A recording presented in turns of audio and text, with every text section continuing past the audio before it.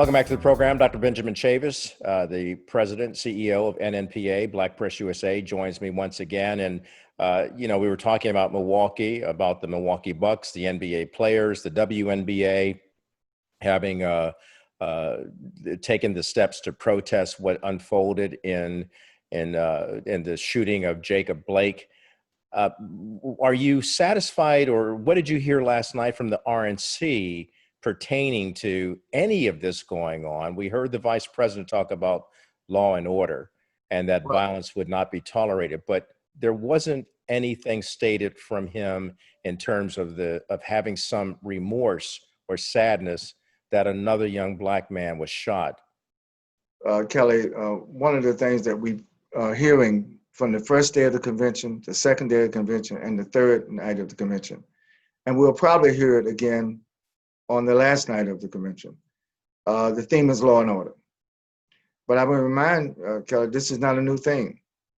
Richard Nixon and Spiro Agnew in 1968, after the tragic death of Martin Luther King Jr., after the tragic death of Robert Kennedy that summer, the Republicans won the White House by running a law and order campaign.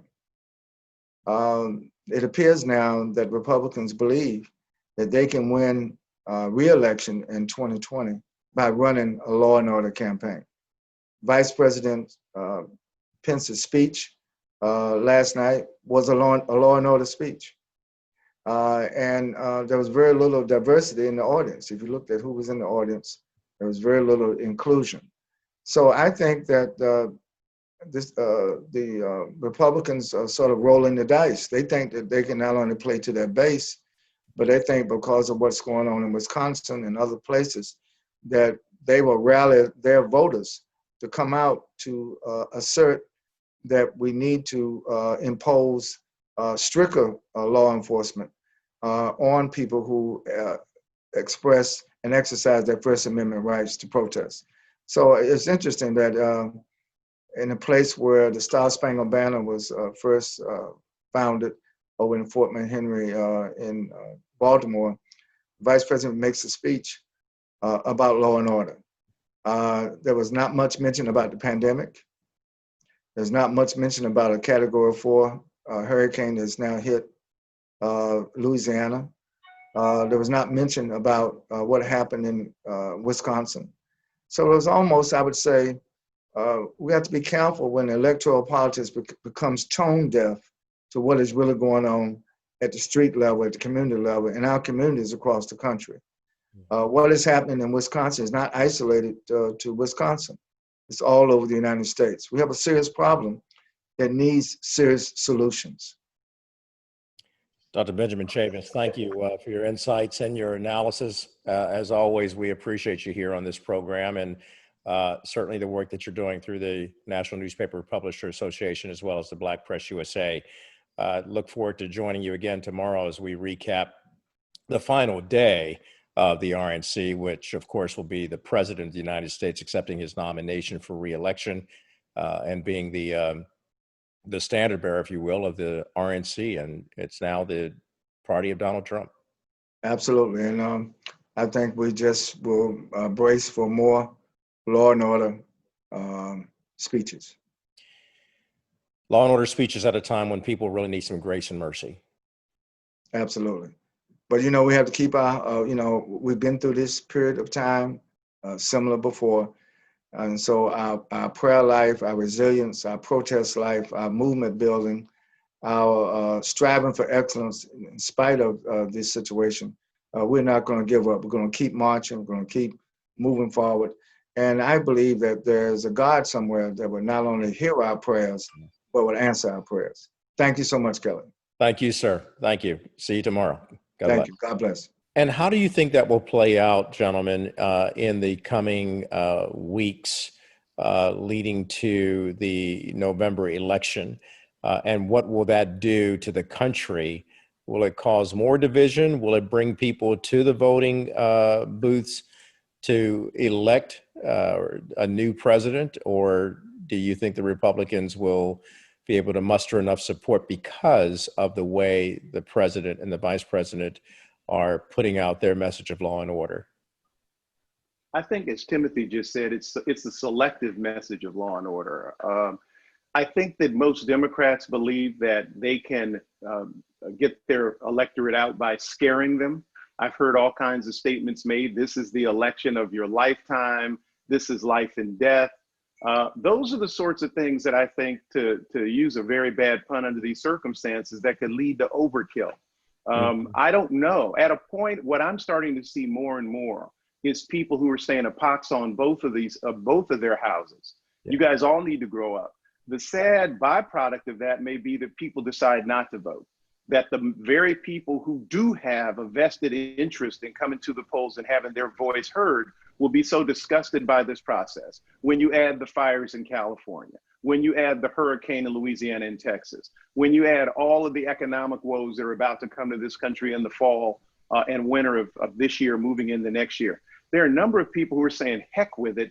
I hope this thing works out, but I need to focus on my life right now. This is all craziness. I will tell you, I've been watching conventions a very long time. People don't believe it, Kelly, but I'm a junkie on this, to the extent that my first convention was the 1960 Democratic Convention, which was held in Los Angeles. And I was very, very young watching that. I've watched every Democratic and Republican convention since then. I've been in person at 2 or 3 Democratic national conventions.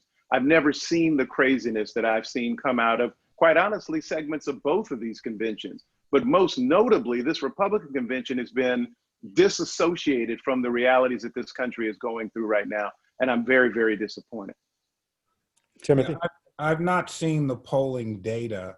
I did read that the Democrats did not receive the measured bump that you usually have after a convention.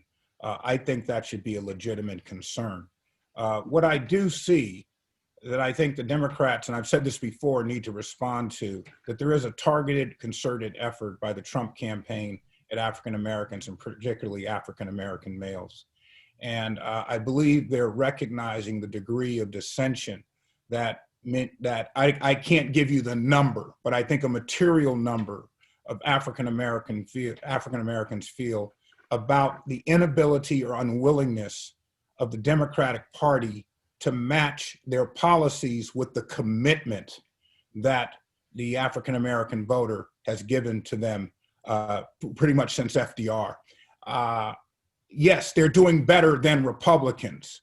There's no ifs, ands, or buts about it. But if you look at what they have given to the Democratic Party, then it becomes considerably skewed.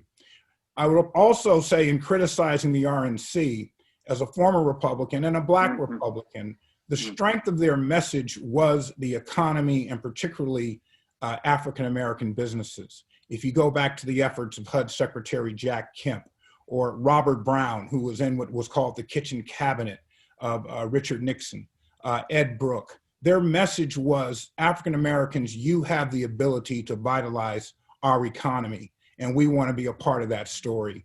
That seems to be lost now. And the Republicans are focusing more on prison reform, on correctional matters, recidivism. Well, that's not a bad thing. That's very important for society. But I also believe it's stereotypes at the same time. They're almost becoming more Democrat in the message than the Democrats. So I think on both sides, they have to recognize Joe Biden said we're monolithic. We're really not. Joe Biden is not the litmus test on whether or not you're Black, Joe Biden versus Donald Trump. They need to pay closer attention to who we really are. And I think the Democrats now have a chance to counterpunch if they've been paying close attention. And if they do not, and I've made it clear who I support, but if they do not, it's a clear reflection of the belief that we don't have to because we have them anyway. And I think, and when you look at the margins, it's a game of inches. When you look at the margins that are involved in certain key counties in swing states, that can be damaging to the party. So I hope they're listening, and they should already be counterpunching, in my opinion, but I hope they come back strong after the RNC is over. Bob, I think you're 100% right. What kind of nation do we want to be? I hear some on the right saying we have to be a nation of law and order. Others on the left saying we have to be a nation of justice and peace. And yet right there in the middle of it all is a God of grace and mercy. which brings us and calls us to a table of brotherhood, as you and Dr. King espoused when you were out in the front lines marching for civil rights for all, and particularly being engaged for poor people. So it comes down to the bottom line of whatever you do for the least of these. And that is the fundamental thing that we have to be a part of in America, the least of these. And you hit upon it about how low-income Blacks are being hurt more now than ever with the COVID-19 pandemic and the epidemic of the differences that we share racially in this country. So through the Woodson Center, how are you addressing it? And what's your suggestions to Americans who are watching this right now, Black, white, brown, yellow, Catholic, Protestant, Jews, Gentiles? What must we do to heal our land? Well, I really think that all of us have to come together and reject the negative voices of those who really want to destroy this nation. There are a group of people who really, and I think those who are saying America's birthday should be defined by 1619 and not 1776, are really having the consequence of trying to destroy this nation. I really do. Because what Black Lives Matter, for instance, started off by saying it was seeking social justice for Blacks with the killing of Floyd and others, and therefore peaceful demonstrations were.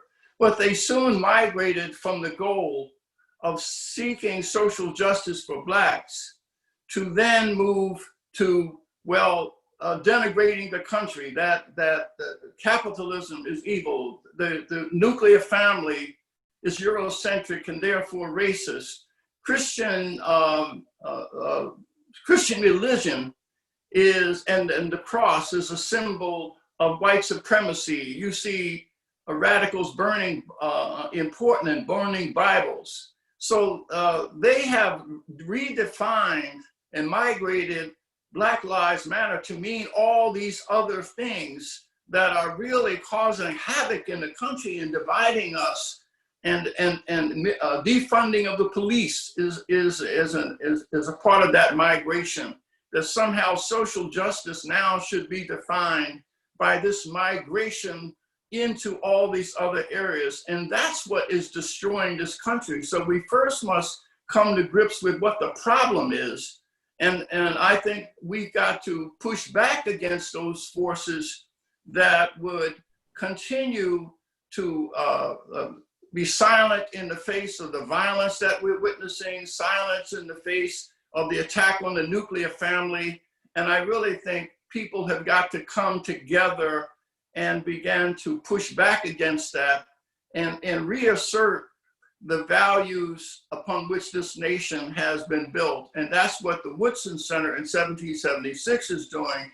We're pushing back against those forces that would continue to alienate and silence in the face of violence, and say enough and come together, Black, white, poor, rich, come together and talk about how do we begin to rebuild and heal broken communities.